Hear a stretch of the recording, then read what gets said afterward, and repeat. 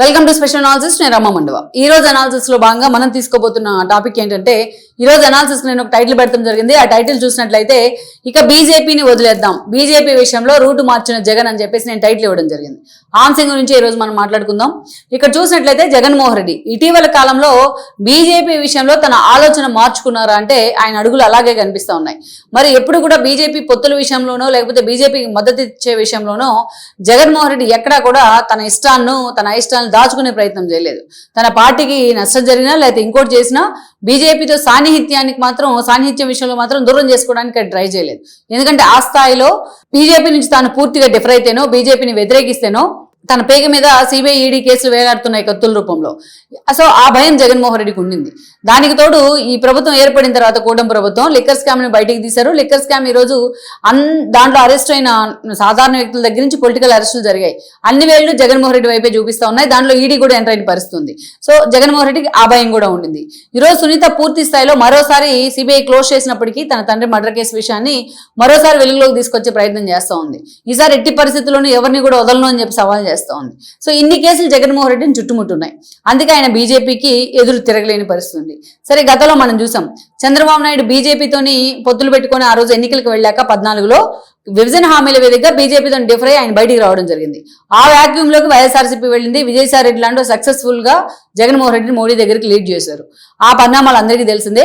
151 సీట్లు జగన్మోహన్ రెడ్డికి రావడంలో 2019 ఎన్నికల సమయంలో అటు కేసీఆర్ లాంటి వాళ్ళని ముందు పెట్టి మోడీ ఆడించిన గేమ్ ఉందనేది అందరికీ తెలిసిన విషయమే. దీంట్లో అబద్ధం కూడా ఎలాంటిది లేదు. ఈ వాస్తవాలు ఇవన్నీ.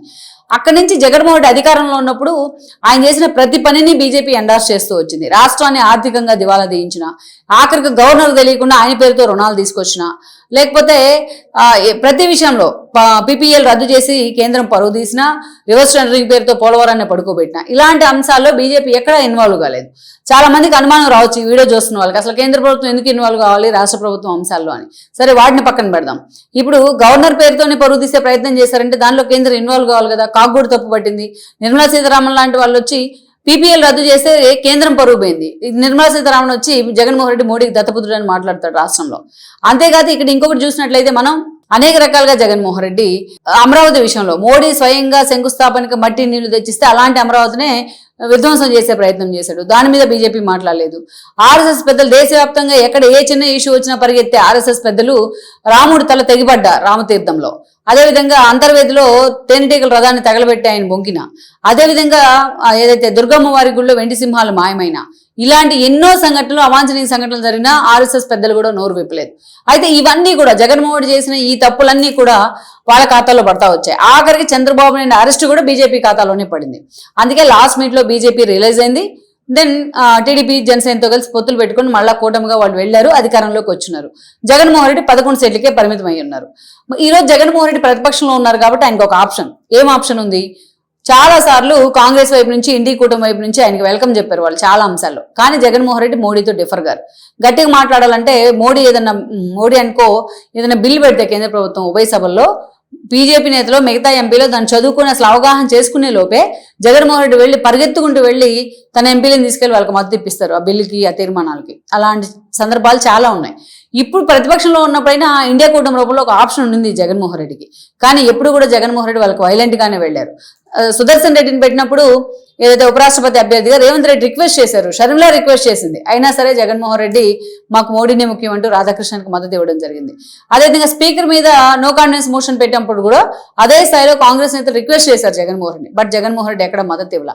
ఇంకా పైగా రాహుల్ గాంధీని ఏదైతే చాలా సార్లు ఆయన టార్గెట్ చేసిన సందర్భాలు కూడా ఉన్నాయి. ఇదే జగన్మోహన్ రెడ్డి తాను ఎంపీ అయిన కొత్తలో రాహుల్ గాంధీని ముఖ్యమంత్రి చేయడమే వైఎస్ లక్ష్యం, నా లక్ష్యం కూడా అదే, ఆ ప్రకారం మనం పనిచేద్దాం అంటూ కూడా మాట్లాడారు ఆ రోజున. ఆ వీడియో ఇప్పుడు వైరల్ అవుతా ఉంది. బట్ అదే జగన్మోహన్ రెడ్డి రాహుల్ గాంధీ మీద ఫైర్ అవుతూ ఉంటాడు మోడీతో మెప్పు కోసం. సో ఇలాంటి సిచ్యువేషన్లో ఈరోజు చూసినట్లయితే బీజేపీతో ఆయన సెయిల్ అవుతున్న విధానం చాలా సీరియస్ గా ఆ పార్టీలో చర్చనీయాంశం అవుతోంది. ఒకవైపు పవన్ కళ్యాణ్ వెళ్ళినా, లోకేష్ వెళ్ళినా, చంద్రబాబు నాయుడు వెళ్ళినా మోడీ రెడ్ కార్పెట్ వేస్తూ ఉన్నారు. రాష్ట్రంలో అమరావతి పునర్నిర్మాణం దగ్గర నుంచి అమరావతి గెజెట్ నోటిఫికేషన్ దాకా జగన్మోహన్ రెడ్డి ఏదైతే వ్యతిరేకించారో ఆ అంశానికి బీజేపీ ఈరోజు చిక్కానై ఉన్నామని చెప్తా ఉంది. పోలవరం దగ్గర నుంచి ప్రతి అంశంలో రాష్ట్రాన్ని పూర్తి స్థాయిలో ముందుకు తీసుకెళ్లే పనిలో మోడీ తన చేయి కూడా వేస్తూ ఉన్నారు. ఈరోజు గూగుల్ ఏ డేటా సెంటర్ రావాలంటే కేంద్రం తన పాలసీని కూడా మార్చుకున్న పరిస్థితి అయితే ఉంది, ఆర్సెల్ఆర్ మెటల్ ప్రాజెక్ట్ కూడా. సో ఇలాంటి సందర్భంలో బీజేపీ క్లియర్ కట్ ఇండికేషన్ ఇస్తా ఉంది, జగన్మోహన్ రెడ్డి వైపు మేము లేము అనేది ఒక ఇండికేషన్. ఇలాంటి ఇంకొకటి ఏంటంటే ఇక్కడ లిక్కర్ స్కామ్ వ్యవహారంలో కేజ్రీవాల్ అంశం ఎలా అయితే సీరియస్ గా తీసుకున్న వల్ల సౌత్ కింగ్ పిన్ అయిన శరచంద్రారెడ్డి, రాఘవరెడ్డి, కవిత వీళ్ళంతా అరెస్ట్ అయ్యారు. ఈ రోజు అంతకంటే ట్రిపుల్ స్కామ్ ఇది. ఈ విషయంలో ఈడీ కూడా ఎంటర్ అవ్వడానికి అదే కారణం. అందుకే ఒక మెసేజ్ వస్తూ ఉంది బీజేపీ వైపు నుంచి, జగన్మోహన్ రెడ్డి మాతో అంత సీరియస్ గా ఇన్వాల్వ్ కావట్లేదు, అంత సీరియస్ గా మేము లేము జగన్మోహన్ రెడ్డి పట్ల అనేది ఒక మెసేజ్ వస్తూ ఉంది అండర్ కరెంట్ గా. దీన్ని ప్యాచప్ చేసే ప్రయత్నమే నాగేశ్వర్తోని అలా మాట్లాడిచ్చారు, జగన్ లాంగ్ టైం ఫ్రెండ్ అనేది. కానీ అది పెద్దగా వర్కౌట్ కాలే. మొత్తం వాళ్ళ డొల్లతనం కూడా సబ్జెక్ట్ లో ఏంటి అనేది బయటపడింది. సోషల్ మీడియా దాన్ని పూర్తిగా ఏకల్ బీక్ కూర్చోబెట్టింది. అలాంటి పరిస్థితుల్లో ఈరోజు ఇంకా బీజేపీతో ఉంటే పూర్తిగా తాను డిఫెన్స్ లో పడ్డట్టే అని జగన్మోహన్ రెడ్డి ఆలోచన చేస్తున్నారు. మీరు చూసినట్లయితే మొన్న ఆయనకు ఒకవైపు రోజా వెళ్ళి స్టాలిన్కి మద్దతు ఇస్తారు, ఇండియా కూటమిలో ఉన్న స్టాలిన్కి. ఒకవైపు జగన్మోహన్ రెడ్డి వెళ్ళి విజయ్ని ఓన్ చేసుకుంటారు. ఈరోజు విజయ్ గెలిస్తే తామే గెలిచామంటూ వైఎస్ఆర్సీపీ సంబరాలు చేసుకుంది. విజయ్ మొత్తం జగన్మోహన్ రెడ్డిని ఫాలో అయ్యారు, ఆయన ఫోటో పట్టుకునే సీఎం అయ్యారు, ఆయన సంక్షేమ పథకాలను అమలు చేస్తున్నారని రోజా లాంటి వాళ్ళు డబ్బా కొడతా ఉన్నారు. ఇవాళ Vijay quite opposite to BJP. AIADMK మద్దతు ఇస్తామని ఆఫర్ ఇచ్చినా విజయ్ వద్దు అంటూ కూడా లెఫ్ట్ పార్టీల మద్దతుతో పాటు కాంగ్రెస్ మద్దతు, వీసీకే మద్దతు తీసుకున్నారు. బీజేపీకి తను పూర్తి స్థాయిలో బద్ద వ్యతిరేకిని అని చెప్పే ప్రయత్నం చేశారు ఆయన విజయ్. సో అలాంటి విజయ్ని ఈరోజు జగన్మోహన్ రెడ్డి టీం ఓన్ చేసుకుంటా ఉంది, సపోర్ట్ చేస్తూ ఉంది. ఇద్దరులేస్తే మోడీని వ్యతిరేకించే స్టాలిన్ కూడా వాళ్ళు ఓన్ చేసుకుంటూ ఉన్నారు. ఇక్కడే ఒక ఇండికేషన్ ఇస్తా ఉన్నారు, బీజేపీతో తాను సమదూరంలో ఉన్నాను ఒక ఇండికేషన్ జగన్మోహన్ రెడ్డి వైపు నుంచి వస్తా ఉంది అనేది ఆ పార్టీలో ఇంటర్నల్ గా జరుగుతున్న చర్చ. అయితే లేటెస్ట్ గా జగన్మోహన్ రెడ్డి ఇంకొక కీలకం, ఇదే కాదు గతంలో మనం చూస్తే నియోజకవర్గాల పునర్విభజన అంశాన్ని మహిళా బిల్లుతో కలిపి ఇంట్రడ్యూస్ చేశారు వాళ్ళు. అయితే అది వీగిపోయింది, ప్రతిపక్షాలు అంతే బలంగా ఉండటంతో వాళ్ళు ఏమన్నారు, ఇండివిజువల్ గా మహిళా బిల్లు పెట్టండి, ఇండివిజువల్ గా నియోజకవర్గాలు పెట్టండి అన్నారు. కానీ రెండు ఒకేసారి ఆమోదింపు చేసుకోవాలి అన్నట్టుగా ప్రభుత్వం ముందుకెళ్ళింది. బట్ సెన్సెక్స్ విషయం కూడా ఇష్యూ ఉంది కాబట్టి ప్రతిపక్షాలు కూడా దానికి సపోర్ట్ చేయలేదు. అయితే జగన్మోహన్ రెడ్డి మాత్రం ఈ విషయంలో ముందేమో బీజేపీకి సపోర్ట్ చేస్తాను నేనని చెప్పారు. అసలు బీజేపీకి ఎందుకు ఆ స్థాయిలో సపోర్ట్ చేశారు కూడా, అసలు మహిళా బిల్లును ఎందుకు అడ్డుకున్నారని చెప్పి ఆయన కూడా అధికార పార్టీ తరహాలోనే ప్రతిపక్షాన్ని ప్రశ్నిస్తూ ఉన్నారు. ఇప్పుడు నీకు అపోనెంట్స్ అయిన పవన్ కళ్యాణ్, చంద్రబాబు నాయుడు బీజేపీలో ఉంటే నువ్వు కూడా బీజేపీకి మద్దతు ఇస్తుంటే నీ పార్టీకి శాంటిటీ ఎక్కడ ఉంటుంది? నీ పార్టీకంటూ ఒక ఇండివిజువల్ స్టాండ్ ఉండాలి కదా. ఇది చాలా ఎక్స్పోజ్ అయింది, ఆ పార్టీలో కూడా వ్యతిరేకతకు కారణమైంది జగన్మోహన్ రెడ్డి మీద. ఎందుకంటే జాతీయ స్థాయి విధానాల్లో, జాతీయ పార్టీలతో వ్యవహరించే విధానాల్లో అది పార్టీ ఒక కీలక నిర్ణయం, అది విధానపరమైన నిర్ణయం, చాలా జాగ్రత్తగా అడుగులు వేయాల్సిన సందర్భం అది. ఈయన ఎప్పుడు కూడా బీజేపీకి అధికారికంగా పొత్తులు పెట్టుకోరు, అప్రకటిత పొత్తుల్లో మాత్రమే ఉంటారు. అది ఎక్స్పోజ్ అవుతున్న పరిస్థితుంది. అందుకే జగన్మోహన్ రెడ్డి ఈరోజు క్లియర్ కట్గా మనం చూస్తే సర్ని వ్యతిరేకించారు ఆయన. లేటెస్ట్ గా తన స్టాండ్ మార్చుకున్నారు బీజేపీ విషయంలో కొద్దిగా అనుకోవచ్చు. ఎందుకంటే ఈయన అపాయింట్మెంట్ల కోసం ఎంత పరిగెడుతున్నా అక్కడ అపాయింట్మెంట్ కూడా ఇచ్చే పరిస్థితి లేదు ఢిల్లీలో, షా కానీ అండ్ మోడీ కానీ.